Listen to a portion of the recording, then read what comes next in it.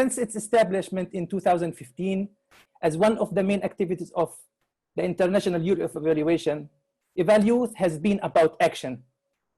In the network, we believe that those who see and do not act are enablers. And we as young and emerging evaluators refuse to be enablers of injustice, inequality, environmental degradation, and indeed in action on these issues that touch the life and dignity of all people around the world. Youth around the world are sparking, leading, and taking a highly active role in multiple socio-political grassroots movements, advocating for enhanced social justice, equity, environmental sustainability, peace, and several other right-based and forward-looking critical issues. Young evaluators carry and act upon these very values and principles. They are indeed also activists or leaders in many of these social movements themselves. For all of this, we are impatient to make the SDGs come alive in our countries and regions. And we understand the crucial role of evaluation in achieving the global goals. The UN Secretary General's Decade of Action campaign inspires us. It motivates us, or motivated us, to put forth the Eval for Action campaign with UNFPA and the Global Parliamentarians Forum for Evaluation, a campaign that calls upon all actors everywhere to accelerate the delivery of the SDGs by advocating for stronger evaluation capacities and evidence-based policies. We are so proud to see the global evaluation community ready to act together. Since announcing the launch of the campaign a few weeks ago, approximately 75 partners joined. We feel blessed to have such a partnership that will enable us to accomplish so much together.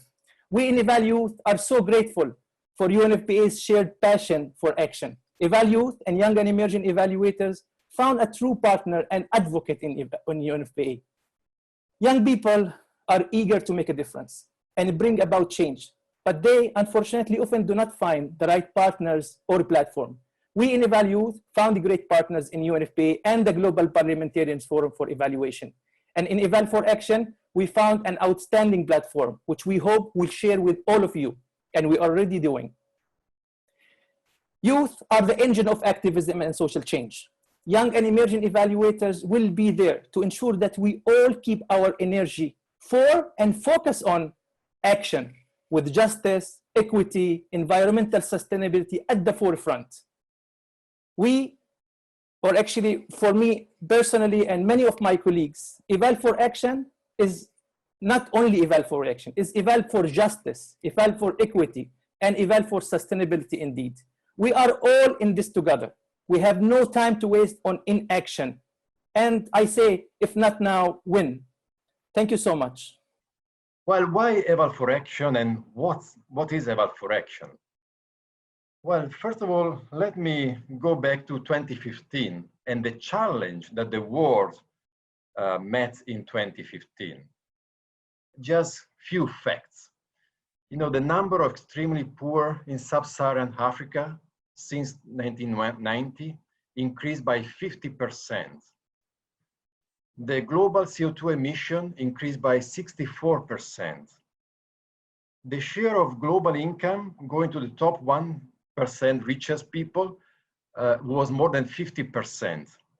And the number of people in forced displacement increased by 90%. So is that the world that we really want?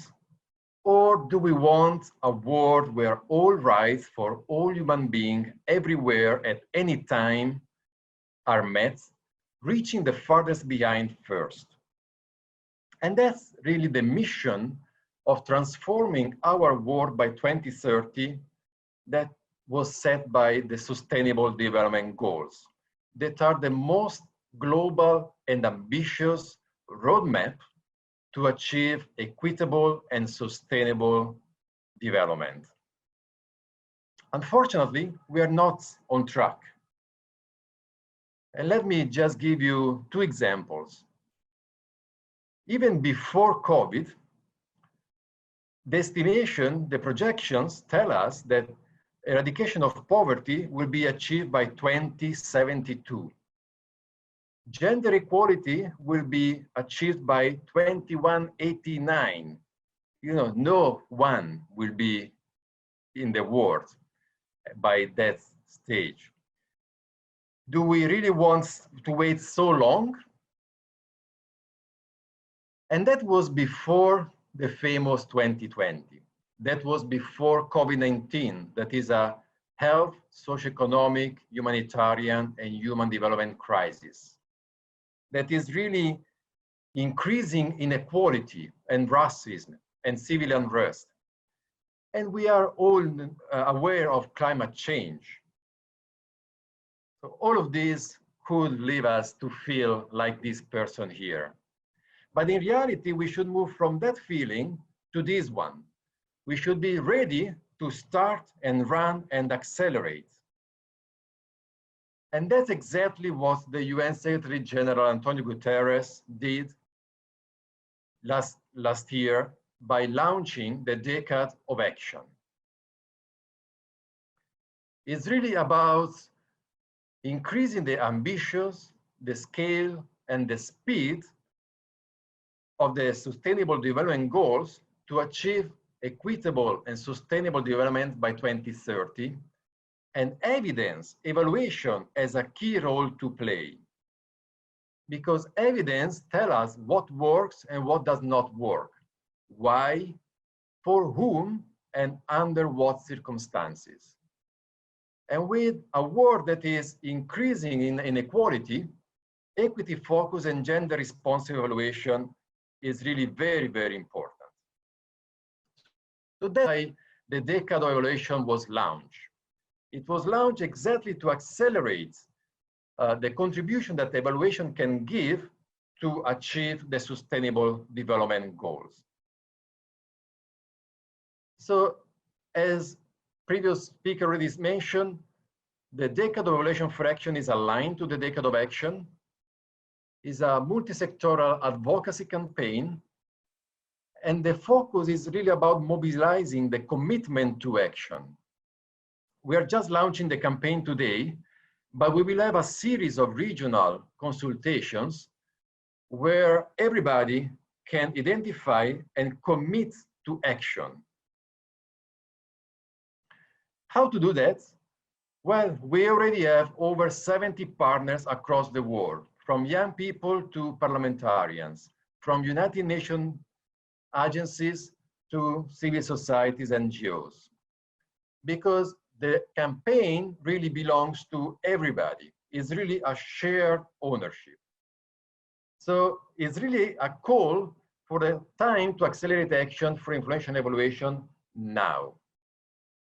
What I would like to say is today in a post-COVID environment with very limited resources and a growing number of vulnerable people, rising poverty, increasing levels of discrimination, and widening inequalities, the Sustainable Development Goals have become a global priority. And as the UN General Secretary has launched a decade of action to accelerate the achievement of the SDGs by 2030, I like to quote from Lily Tomlin, who's a famous American actress, a comedian, and a Broadway singer who spoke about success. And I quote, "The road to success is always under construction," unquote. But the road we are building for the SDGs cannot be eternally under construction, but has a definite timeline, has to be completed on time. And I think by using the right tools, which is evidence-based, gender responsive, and equity-focused evaluation frameworks, we can do it, and then we can finish it on time. The successful attainment of the 17 goals requires every participating country, I think, to have a strong, effective evaluation framework. The immense responsibility and the demanding roles that the warpayers and the young evaluators need to play is now clearly obvious to everybody here together. It has been recognized that evaluation is a key tool in development and needed to accelerate the process to achieve the SDGs. So if you look at the SDG declaration in New York in September 2015, I quote, again in quote, "We acknowledge also the essential role of national parliaments through their enactments of legislation and adoption of budgets and their role in ensuring accountability for the effective implementation of our commitments," unquote.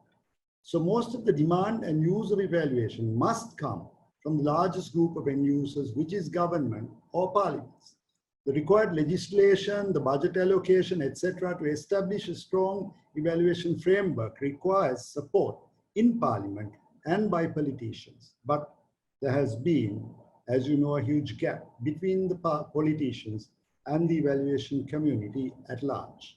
So we as parliamentarians have realized that policy making is not that straightforward as technical decision making. In policy making and policy implementation, we deal with much more complex variables and with competing human needs. As politicians, we have a greater challenge than most others. There has to be a trade-off between multiple competing social values. Therefore, in the pursuit of good governance and accountability, and to ensure that no one is left behind, we parliamentarians as policymakers need to make unbiased decisions based not only on evidence, but by making the most politically relevant and socially rewarding decisions. That is why we are here in heart and soul to support the Eval for Action campaign. So my final parting message is that we need to strengthen the role of parliaments in using evaluation in achieving SDGs. Evaluation is in the best interest of the people and the governments that serve them. Thank you.